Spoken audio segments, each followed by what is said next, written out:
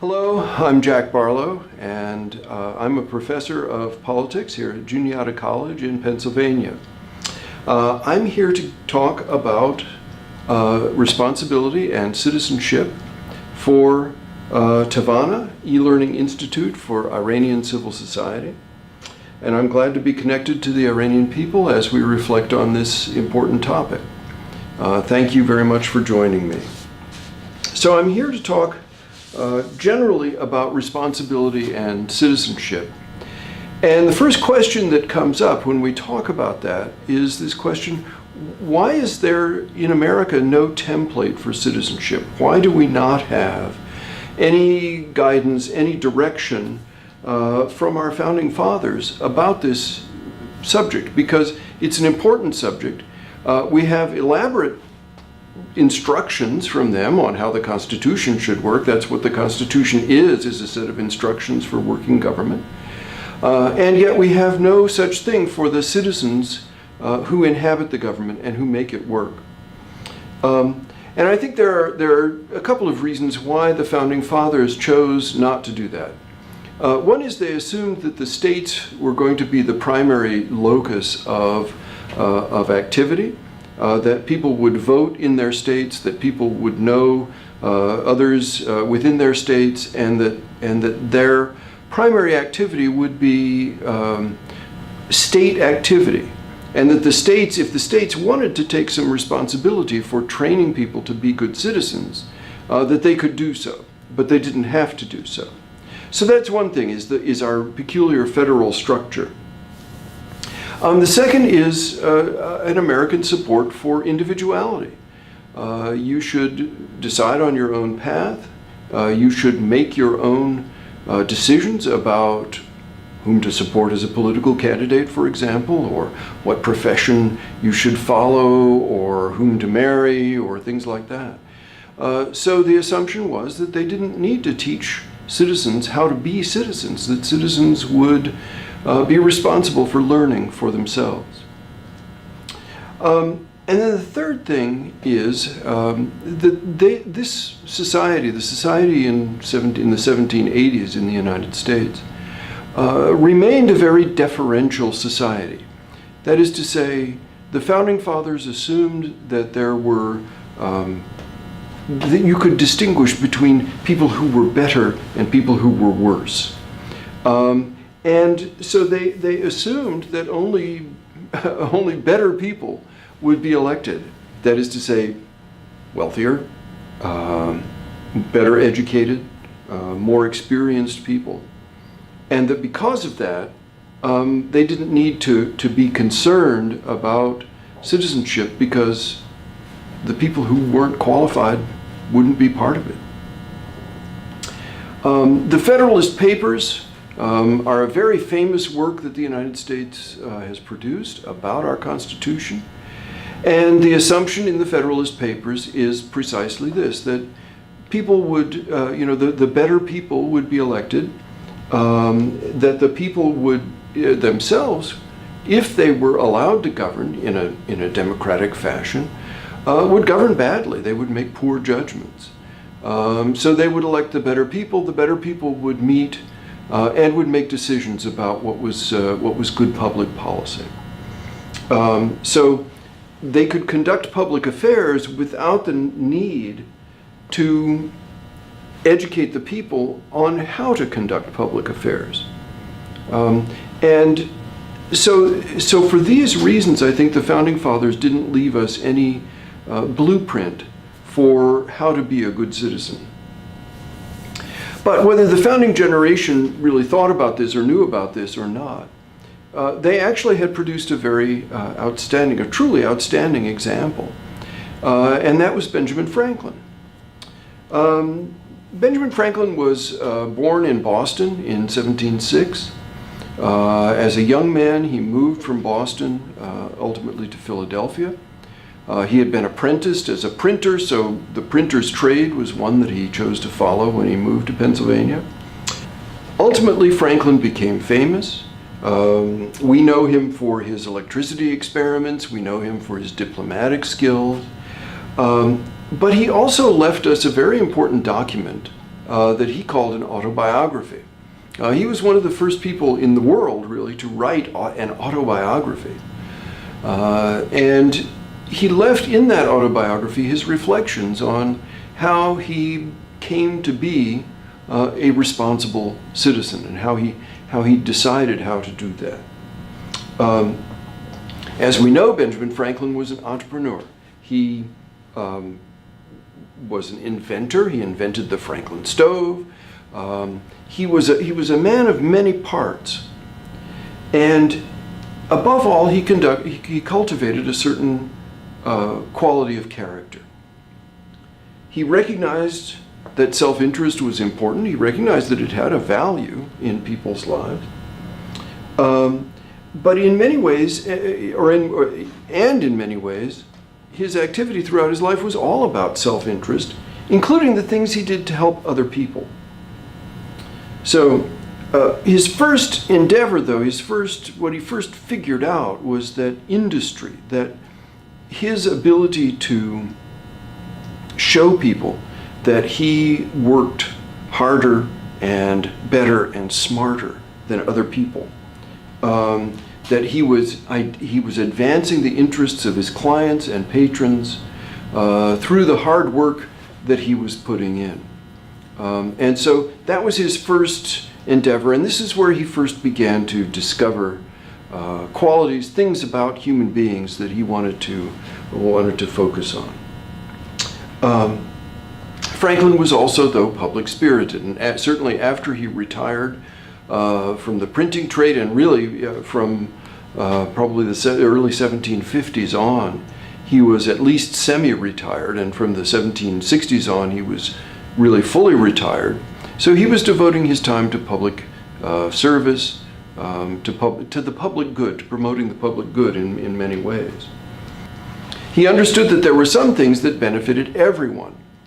Paved streets, for example, libraries, fire companies, better street lighting. But he also understood that they in Philadelphia could not wait for government to initiate these improvements, that if they left it up to government, government would never go along with it. So he worked to create these things, libraries, paved streets, street lighting, fire companies, and he did so by getting people together. Sometimes they paid for things. Sometimes, as with the fire company, they simply provided their labor when called upon. And so he worked to organize all of these things for the people of Philadelphia, recognizing that there are common interests that can be served by common enterprise, by working together. Franklin had discovered something in all of this that has ensured that American public life is bigger than American political life. And in some ways, American public life is richer than American political life. So as you think about American politics, it's important not just to confine it to the political, the narrowly political, the governmental. We call it civil society. And what we mean by it is that people learn to work together to accomplish common tasks. But they do so independently of the institutions of government. Might be many things: a library, as I've said, fire company, or simply maybe even a book club or a sports club for children, a soccer league or something like that. Football league, I suppose you would say. We do not wait for or really desire to have government organize these activities, these things for us. We recognize that there is a need, and we work together to fill that need without asking for help, without asking for government, or without asking for government's guidance. Franklin recognized that the virtues that he practiced, including this idea of civic participation, this very democratic way of bringing people together to fill a common need, He recognized that this was not traditional, that in fact his notion of virtue, what is a virtuous person, what virtues are important, his ideas of virtue were quite consistent, in fact, with the idea that human beings are basically self-interested beings. And this is one of the things that people find puzzling about Americans. How it is that this notion of self-interest and public interest can go together in the way that they do. And in fact, that you can't really consider these two qualities that Americans have in isolation from each other. Our public spirit and our private interests are, when we talk about citizenship, these are really, these run together. They're separate, but they run together in important ways. Alexis de Tocqueville certainly found this puzzling when he came in the 1830s. Alexis de Tocqueville was a French writer, a French aristocrat, and he came officially to look at the US prison system, but really to look at how it was that democracy worked in America, and how it was, because he thought it was coming to France, he wanted to look at how it was going to work in the French context, or think about how it was going to work in the French context. And I'll talk a little bit more, I'll quote from Tocqueville here in a minute. But before I do that, I want to finish up a little bit on Franklin. Franklin emphasized that character and citizenship are processes. They are not fixed states or fixed conditions. They're things that you need to work at. There are things that you need to work on as you progress through life. What sort of character, what sort of reputation do you want to have? Franklin was very concerned about reputation. He was very concerned about being seen as someone who was able to fix things, who was able to solve problems. He made a list of virtues for himself. But those virtues are not the traditional virtues, right? The traditional virtues, the classical virtues that our culture inherited from Greece and Rome were wisdom, justice, moderation, and courage. Franklin made a list of 13 virtues for himself. But these are the modern virtues. These are the virtues of a shopkeeper. They were temperance, silence, order, resolution, frugality, industry, sincerity, justice, moderation, cleanliness, tranquility, chastity, and humility. And he said, ultimately, he never expected to achieve any of these. He never expected to arrive at some final state of possessing humility, for example, or industry, or sincerity, or justice, or any of the others. But he understood that the journey towards those, that the consciousness of working towards those things, was what made him a better citizen and a better person. So it's the improvement in your character, rather than the idea that you would arrive at some final condition or final state, but the improvement in your character that Franklin thought was the important thing. Later on, Tocqueville said it this way. Tocqueville's term for it was self-interest rightly understood. And he said this: the doctrine of interest rightly understood does not produce great devotions, but every day it suggests small sacrifices. By itself alone, it cannot make a man virtuous, But it forms a multitude of citizens who are orderly, sober, moderate, provident, that is to say foresighted, and in control of themselves. And if it does not lead directly to virtue by means of the will, it approaches it imperceptibly by means of habits.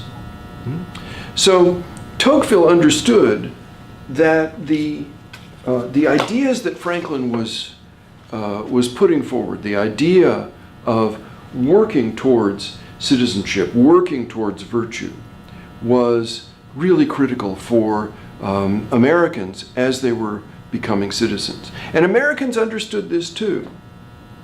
Yeah? So even though the Founding Fathers never left us an outline of what a good citizen should be, no instructions about how to use our citizenship, they had in Franklin someone who understood and practiced the art of citizenship, and someone who was able, in his autobiography, to give us an inside look at what that American character might be.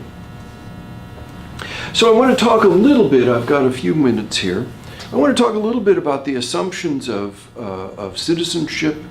I want to talk a little bit about specific activities and responsibilities that citizens might undertake. And I think the important thing, and this goes back a little bit to why we don't try to define who is a good citizen or what a good citizen would do or would be. And that is, we believe that everyone ought to be treated with dignity. We believe that everyone's personhood is important.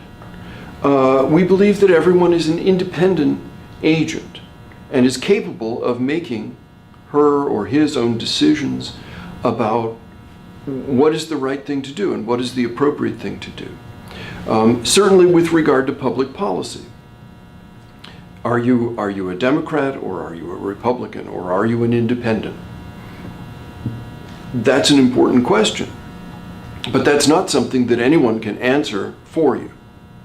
You have the right to make your choice. You have the right to change your mind once you have decided what you think is important politically, what you think is important in the public realm or in the public sphere. Kant said you should treat everyone as an end in himself, right? That you should treat everyone as if their goals and their relationships with other people are important and autonomous. People are capable of making those judgments. And so they treat other people as if they are able to make those judgments. The second assumption is that, and this is really vital in American politics, the second assumption is that persuasion is better than force. This is at the heart of our governmental institutions. This is the heart of our Constitution. And this is the bedrock assumption of American politics, that we can persuade others to understand our point of view, that we can persuade them that a given course of action is superior to another course of action that maybe we think is not as good an option. So persuasion is really the operative. It's the sauce of American politics. This is what we do, right? We try to persuade each other, and that is the essential quality of American democracy. Beyond that, though, is a belief in civility, that those with whom we disagree have the right to say what they think, that those with whom we disagree should be treated as intelligent, competent adults who can make their own decisions. Civility in the American context assumes that the conversation is more important than the victory of one side or the other. Partly because we understand that victory is always a temporary thing. That victory means we win an argument today, but there's no reason why that argument is going to remain settled. That people can always open up the discussion once again and talk about the issues and reverse their decision, change their minds about things. The great example, of course, in American history is racial segregation. We had segregation for many, many years, but Americans decided that they weren't going to do that anymore. And that decision has remained. So there are also certain specific activities of citizenship that I think we can usefully identify. One is knowledge. If you're going to be a good citizen, you have to have certain qualities of knowledge, or certain knowledges, certain understandings of the way government works, the way the world works, how to put together, say, a soccer team, or how to put together a public library, or how to run a volunteer fire department. All of these things are part of our civic activity, our public activity in America. Yeah? And so the knowledge of these things is built up over time. It's not necessarily knowledge that we receive in school. We learn how to run a volunteer fire company by being a member of a volunteer fire company. We learn how to run a little league or a football league by being part of a football league, by perhaps becoming a coach or an official or something like that. Yeah? And so these pieces of knowledge are acquired over a period of time. There are skills, knowledge and skills. In some ways you can't separate those. The skill of running a football program or a football club depends on having the knowledge of how to run that football club.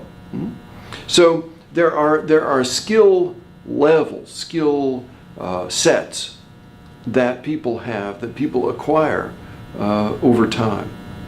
There's a political scientist, Robert Putnam, who believes that this is a very valuable school for Americans, that Americans, as they learn how to run small towns or small organizations or clubs or library book guilds or something like that, that they are learning civic skills. And this is one of the ways in which Americans learn how to become good citizens. Of course, there are the activities of citizenship. Citizens are responsible for paying taxes. They are responsible for voting. They accept the obligations of citizenship. For many years, the United States had conscription into the military. Many nations do now. Conscription into the military is an important obligation of citizenship that Americans were willing freely to take on. Now, this doesn't mean that there are no conflicts among citizenship or among competing responsibilities. We have a responsibility to act on our self-interest. We assume that people are acting in self-interested ways. But we're also aware that everyone else is also acting on self-interest, and we have to think about how it is that we're going to compensate for that, how it is that we're going to address arguments to them in such a way that their self-interest is engaged. Tensions come from self-interest. Tensions also come from ideology. We are, in this country at the moment, we have quite an ideological difference between the two political parties. Those ideological differences are being ventilated this year and next year as we move into the next election. Whether they will disappear at some point, they probably will, but they'll probably be replaced by other kinds of conflicts and difficulties and so on. Competition demands that we weigh the facts, that we weigh our self-interests, that we weigh our ideology, and that we think about how we are negotiating our responsibilities. There's no right or wrong answer to say if two things compete or if two things are in tension, then always one of them ought to win. Yeah? You can't make rules about that. You have to weigh that. This is part of the civic project, that you have to understand that a citizen, and Franklin understood this very well, a citizen has to weigh for him or herself what are the critical priorities, and then has to act, and hopefully get others to act in such a way as to make those priorities come true. There are also responsibilities that go with being a public servant. Here in the United States, we have public servants at all levels. We have thousands, tens of thousands of public servants in the United States, from members of school boards in local communities, to members of local councils, to county government, to state government, to the federal government. Hundreds of thousands of people are engaged in government at all of these levels. They have a responsibility to listen to voters. They have a responsibility to know what it is that voters are saying.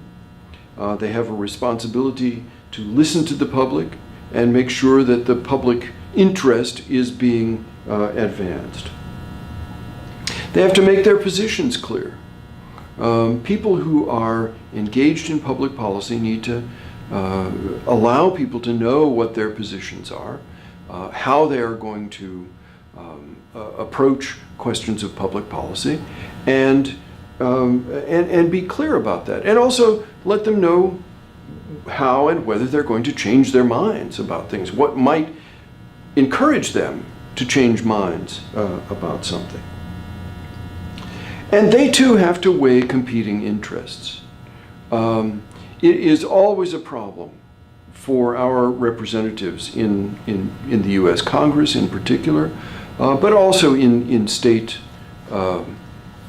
assemblies and so on, that you are ideologically committed or you are committed in some other way to a particular course of action, and yet it's important to your constituents that something else be done. If you are committed to, let's say, to building a dam, yes, but your constituents believe that that dam would be a bad thing for them, then you have to make a decision. You as a representative have to make a decision how you are going to best serve the interests of your constituents. You might be able to persuade them that the dam is a good thing, and you might not. So with all of those things, right, assumptions that we make about citizenship, specific activities, ways that we resolve conflicts among citizens, and among civic responsibilities, and then ways that we encourage our elected representatives to behave in responsible ways in government. That's a little picture of American citizenship and responsibility. Like Franklin, we believe in taking responsibility for ourselves. We believe in making sure that everyone has the opportunity to participate in government, but we also believe in making sure that everyone understands that their interests need to be protected and that they can protect them best by participation in the political process.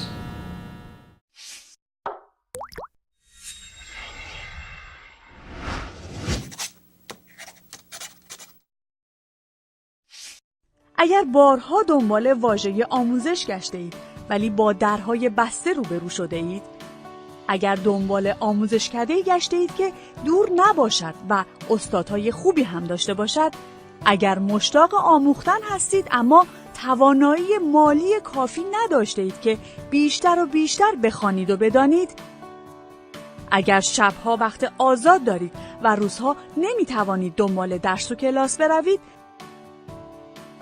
توانا بهترین انتخاب شماست. توانا بود هر که دانا بود. توانا رایگان در اختیار شماست. آموزشکده‌ای در خانه شماست. هر وقت که بخواهید، شب یا روز. با درس‌هایی مانند حق و حقوق زنان، دموکراسی، تفسیرهای نوین و لیبرال از دین، حقوق اقلیت‌ها، حکومت قانون، نهادسازی و نهادهای مدنی، محیط زیست، روزنامه نگاری و امنیت فضای مجازی و موبایل‌های هوشمند. آموزشکده توانا کلاس‌های دلخواه شما را رایگان به منزل شما می‌آورد. در کلاس‌های توانا با نام و جیمیل مستعار ثبت نام کنید. برای ما مهم انگیزه شهروندی و علاقه شما به آموختن است. ما هرگز نام واقعی شما را نمی‌پرسیم. تیم فنی توانا از طریق سایت تواناتک به شما کمک می‌کند تا با خیال راحت و فارغ از دردسرهای امنیت وب در کلاس‌ها شرکت کنید. در توانا بیاموزید، با تواناتک پاسخ سوال‌های فنی خود را بگیرید و از صدها کتاب، ویدئو، آدیو و مدرک دیجیتال در کتابخانه توانا رایگان استفاده کنید. توانا پنجره آشنایی شما با جهان ایده‌های نو و تجربه مردم دیگر کشورها در گذار به دموکراسی. برای دسترسی به توانا و اطلاعات بیشتر به فیسبوک، توییتر، یوتیوب و گوگل پلاس توانا و تواناتک بپیوندید.